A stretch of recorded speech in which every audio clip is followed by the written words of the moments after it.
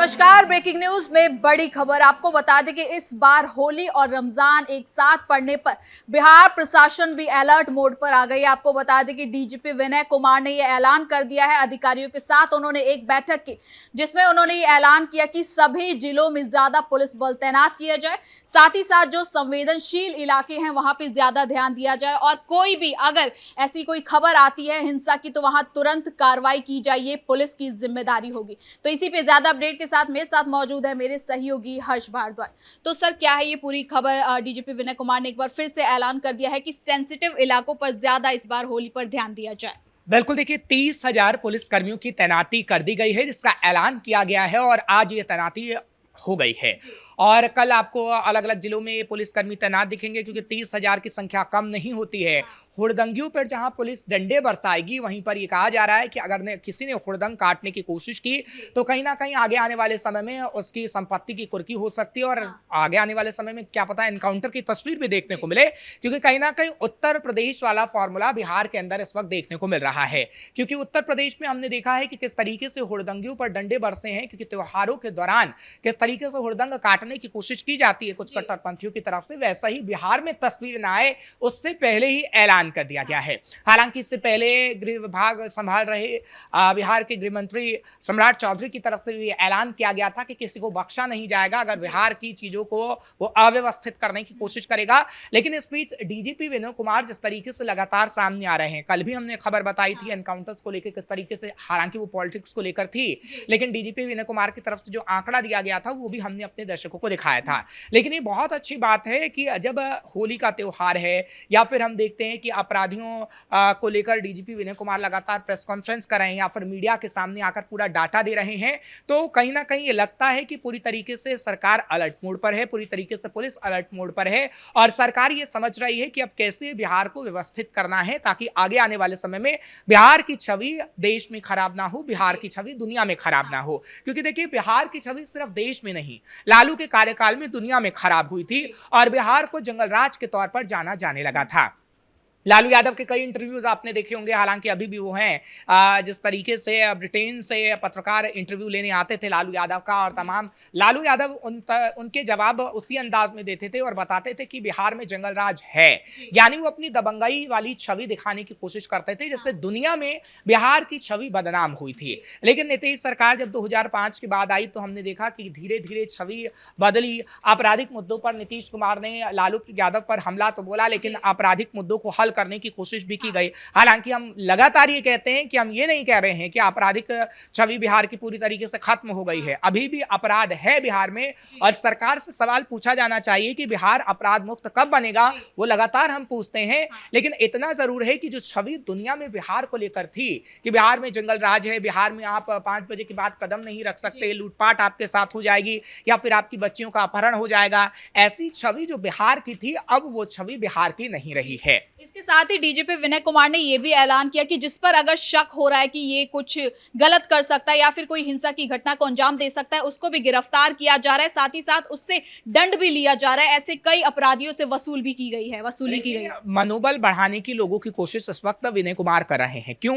क्योंकि बिहार में हमने अक्सर देखा है कि अगर किसी के साथ कुछ गलत होता है तो पुलिसिया कार्रवाई नहीं करवाता है, ना वो पुलिस के पास जाता है, क्योंकि उसको पहले से ही भरोसा होता है कि पुलिस उस कार्रवाई करेगी नहीं, दबंग पर कार्रवाई करेगी नहीं और दबंग होगा तो कहीं ना कहीं हमें भी पीट पाट के चला जाए। क्योंकि बिहार में अक्सर यही देखने को मिलता है। आपने देखा है कि वोटिंग के दौरान किस तरीके से दलितों ने बीजेपी को वोट किया तो आरजेडी के नेताओं ने उसकी पिटाई कर दी।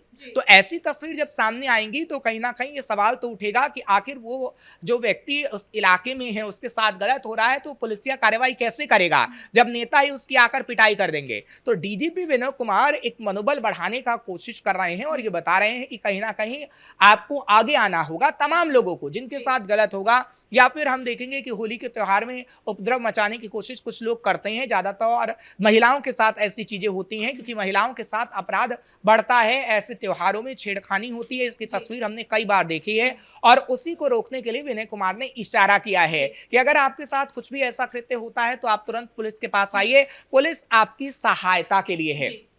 देखिए, अब जो पिछले आंकड़े बताते हैं वो बिल्कुल खराब है बिहार को लेकर, क्योंकि बिहार में हमने देखा है कि पुलिसिया जो कार्रवाई होती थी वो बिल्कुल नहीं होती थी। और इसमें कोई दो राय नहीं है कि अभी भी पुलिस उतनी कार्रवाई नहीं करती जितनी करनी चाहिए। लेकिन हाँ, अब धीरे धीरे व्यवस्थाओं का सुधार हो रहा है, क्योंकि अब पुलिस वालों पर भी कार्रवाई होती है।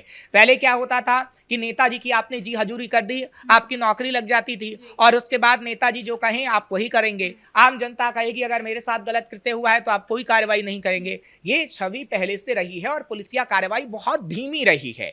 लेकिन अब पुलिस भरोसा जब जनता को दिखा रही है तो जनता को भी कहीं ना कहीं पुलिस पर भरोसा करना होगा, और अगर उनके साथ कुछ गलत कृत्य होता है तो कहीं ना कहीं बताना होगा, जिससे पुलिसिया कार्रवाई हो सके और उनको दंड दिया जा सके जो दबंगाई करने को बैठे हैं। क्योंकि देखिए, बिहार में इसमें कोई दो राय नहीं है कि कई जिले अभी भी ऐसे हैं, गांव टोला ऐसे हैं जहां पर अभी भी दबंगाई होती है। अगर कोई नेता वहां पर विधायक है तो उसकी दबंगाई पूरी तरीके से चलती है, नेता उसका पुलिस उसकी सुनते हैं, आम जनता की नहीं सुनी जाती है। और ऐसे कई इलाके बिहार में हमने देखे हैं। हाँ, धीरे धीरे अब वो छवि सुधर रही है, लेकिन कब तक पूरी तरीके से सुधरेगी इसकी भविष्यवाणी हम नहीं कर सकते। लेकिन जब तक आम जनता खुद बड़ा फैसला नहीं लेगी, जिस तरीके से आम जनता ने लालू सरकार को हटाने का फैसला लिया, नीतीश सरकार को अब तक बुला रहे हैं, उसी तरीके से पुलिसिया कार्रवाई पर आपको भरोसा करना होगा। पहले आपको भरोसा नहीं था, और वो जाहिर सी बात है भरोसा इसलिए नहीं था क्योंकि पुलिस कार्रवाई नहीं करती थी।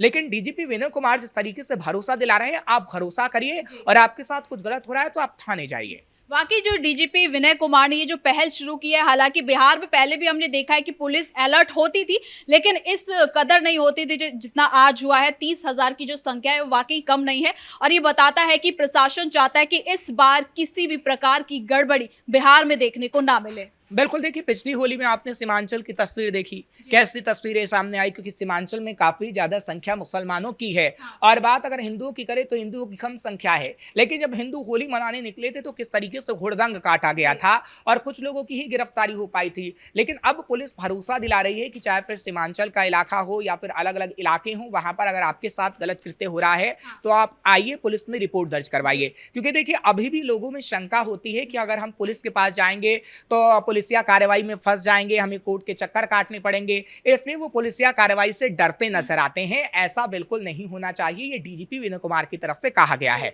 और डीजीपी विनय कुमार ही कह रहे हैं कि हर एक जिले में जो हम पुलिस बल की तैनाती कर रहे हैं वो आप ही की सेवा के लिए हैं। जो 30,000 पुलिस बल की तैनाती की जा रही है वो आप ही की सेवा के लिए हैं। अगर आपके साथ होली के त्योहार में कुछ गलत होता है तो आप पुलिस को बताएं। ऐसा नहीं है कि आपको पुलिसिया कार्रवाई में कहीं ना कहीं फंस जाएंगे आप लोग। क्योंकि देखिए, आजकल क्या है, पहले ऐसी सिचुएशन होती थी कि पुलिसिया कार्रवाई नहीं होती थी, और वो तस्वीर जो मैंने कहीं ना कहीं दिखाने की कोशिश अपने दर्शकों को की है वो सच है। लेकिन अब सोशल मीडिया का भी जमाना है। अब बिहार के अंदर अगर आप जाएंगी तो सोशल मीडिया की ताकत बिहार के अंदर भी दिखती है। अगर किसी महिला के साथ कुछ गलत होता है तो तुरंत ट्वीट किया जाता है और वो ट्विटर पर हमें दिखता है। तो कहीं ना कहीं उस ताकत का इस्तेमाल भी आपको करना होगा, ये डीजीपी विनय कुमार की तरफ से कहा गया। लेकिन पुलिस पर जब तक आम जनता भरोसा नहीं करेगी, जब तक हम देखेंगे कि पुलिसिया कार्रवाई को लेकर उनके मन में शक रहेगा, जो कि सही शक रहा है। लेकिन अब धीरे धीरे जो व्यवस्थाएं बदल रही हैं, क्योंकि आप देखिए, चाहे नीट छात्रा का मामला हो या इससे पहले कई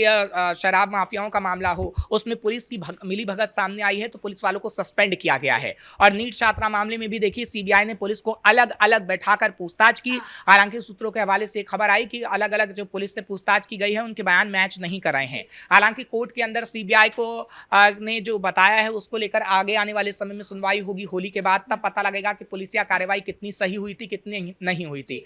तो कहीं ना कहीं लोगों के अंदर पुलिसिया कार्रवाई को लेकर संदेह होता है, और वही संदेह दूर करने की कोशिश डीजीपी विनय कुमार कर रहे हैं। नीट छात्रा मामले में जब उनकी मां डीजीपी विनय कुमार से मिली तो उनकी तरफ से बताया गया कि पुलिस ने हमारा पूरा सहयोग नहीं किया जितना हम चाहते थे। लेकिन डीजीपी विनय कुमार ने जब भरोसा दिया तो उनकी मां भी समझी, और उनकी मां ने मीडिया के सामने आकर कहा कि डीजीपी विनय कुमार ने जिस तरीके से भरोसा हमें दिलाया है, हम उन पर भरोसा करते हैं, हमें कोर्ट पर भरोसा है, और आगे आने वाले समय में सही कार्रवाई होगी, जो कि अभी तक नहीं हुई है। तो कहीं ना कहीं इस बात को आम जनता को समझना होगा कि आप पुलिसिया कार्रवाई पर कहीं ना कहीं यकीन करिए, और जो पुलिस कार्रवाई सही नहीं करता है या पुलिस आपकी नहीं सुनती है तो आप ऊपर विभाग में भी उसकी शिकायत कर सकते हैं, और कहीं ना कहीं आपकी पुलिस सुनेगी। यही डीजीपी विनय कुमार कह रहे हैं कि हम आप ही के लिए बैठे हैं, आपकी सहायता के लिए, लेकिन कहीं ना कहीं आपको सोच बदलनी होगी। वाकई जो अभी बिहार में कार्रवाई हो रही है वो वाकई सराहनीय है। लेकिन सर, क्या आरजेडी को इससे एक सीख भी लेनी चाहिए? आपने लालू यादव का जिक्र किया था, जंगल राज का जिक्र किया, तो क्या क्या लालू यादव को या फिर आरजेडी को इससे सीख लेनी चाहिए कि अभी जिस तरह से कार्रवाई हो रही है, अगर वो उस टाइम होती तो शायद जो जंगलराज का धब्बा उन पर लगा है वो नहीं लगता? देखिए, लालू यादव की सरकार में कोई ऐसी कार्रवाई नहीं होती थी, अपराधियों का स्वागत होता था और बार बार वो तस्वीर आप कहीं ना कहीं जो अखबारों के आर्टिकल हैं, आप जाएंगे सोशल मीडिया को आपको मिल जाएंगे, जिसमें कैसे लिखा है कि कैसे लाइन में लगाकर लोगों को गोलियां मारी जाती थी, 10-20 नहीं हजारों लोगों कर। और वो कारनामा लालू का अभी तक है दर्ज अखबारों में। लेकिन कहीं ना कहीं नीतीश सरकार में अभी ऐसा नहीं हो रहा है। उसके लिए क्या होता है, आपको मॉनिटरिंग अच्छी करनी पड़ती है, आपको अपराधियों में खौफ पैदा करना पड़ता है, आपको एक प्लानिंग बनानी होती है। जो अभी गृह विभाग सम्राट चौधरी ने संभाला तो पुलिस मुख्यालय में जो पीसी पहली बार की गई उसमें दिख गया था कि बिहार में ऐसा होगा और बिहार में ऐसा हो रहा है, जिस पर अपराधियों पर लगाम लग रही है और पुलिस कहीं ना कहीं अपना भरोसा जनता तक पहुंचा रही है। बहुत बहुत धन्यवाद सर इन तमाम जानकारी के लिए। तो कुल मिलाकर बिहार में अब लगातार एक्शन देखने को मिल रहा है। आपको बता दें कि होली से पहले भी प्रशासन अलर्ट मोड पर आ गया है। डीजीपी विनय कुमार ने एक बार फिर से यह ऐलान कर दिया है अधिकारियों के साथ कि किसी भी प्रकार का उपद्रव राज्य में फैलता हुआ नजर नहीं आना चाहिए। फिलहाल ब्रेकिंग न्यूज में इतना ही। कैमरा पर्सन कुणाल के साथ मैं सृष्टि शाह।